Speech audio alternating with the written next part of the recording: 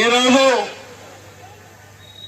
స్వర్గీయ నందమూరి తారక రామారావు గారి కాంస్య విగ్రహాన్ని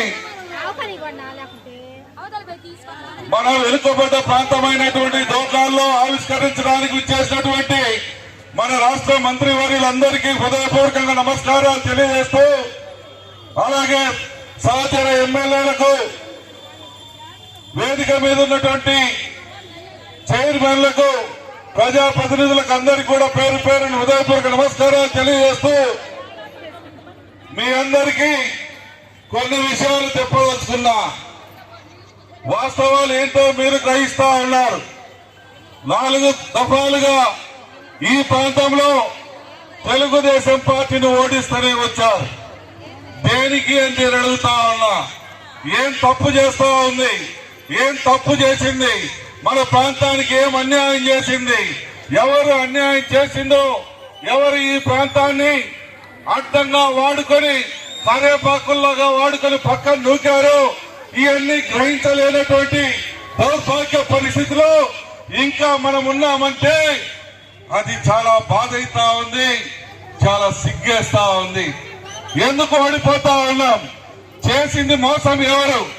ఇంకా మనల్ని మోసం చేస్తా ఉన్నా ఇంకా గ్రహించలేనటువంటి పరిస్థితిలో మనం ఎందుకుంటా ఉన్నాం. ఈరోజు రోడ్డు ఎక్కుతా ఉన్నాం. బాబు షూరిటీ, మోసం గ్యారెంటీ అని వాళ్ళ అబ్బాయిలు నేను అడుగుతా ఉన్నా, మీకు ఆడ సిగ్గు లేదురా మమ్మల్ని మోసం చేస్తున్నామనటానికి?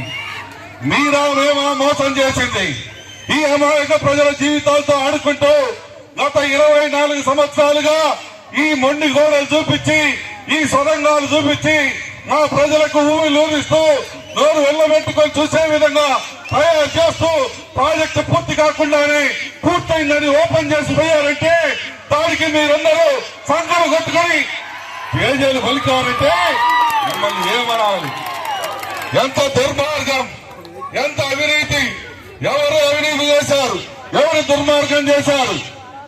ఈ ప్రాజెక్టు పట్ల చిత్తశుద్ధితో ప్రయత్నం చేస్తా ఉంది, చిత్తశుద్ధితో పని చేయిస్తా ఉంది మన పెద్ద నారా చంద్రబాబు నాయుడు గారు.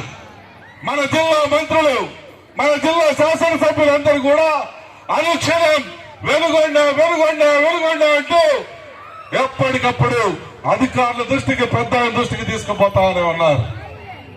అందుకని ఒక్కసారి మీరు కూడా పరిశీలన చేయండి. 2006 సంవత్సరంలో ప్రాజెక్టు ప్రారంభమైంది. ఆ రోజు 9% చేశారు. 2009 నుంచి 14 కల్లా 32% చేశారు. ఆ 14 నుంచి 19 కల్లా 37% చేశాం. ఆ 19 నుంచి 24 కల్లా కేవలం 2% మాత్రమే చేసి మన అందరినీ ఎంత బీపీలు చేశాడో ఒక్కసారి సిగ్గు తెచ్చుకోండి, ఆలోచన చేసుకోండి. ఎవరు పరిపాలన చేస్తా ఉంది? ఎవరు మన ప్రాంత ప్రజల పట్ల ప్రేమతో ఉందని గ్రహించండి. కులం కులం కులం అంటారు. ఏం కులం అన్నం పెడుతుందో? కులం ఏమైనా సాగుతుందా? ఈ రోజు కులాన్ని అడ్డం పెట్టుకుని ఓట్లేసుకునే వాళ్ళు, ఓట్లు వేయించుకునే వాళ్ళు, సంపాదించిన వాళ్ళు ఎంతమంది బాగుపడ్డారు?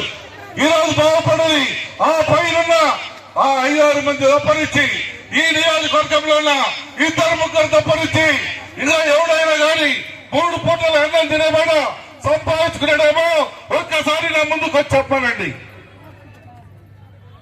ఏమీ లేదు, మోసపోతా ఉన్నాం. ఎల్లకాలం మోసపోదామా? ఎల్లకాలం మన బ్రతుకులు ఇలానే ఉంచుకున్నావా?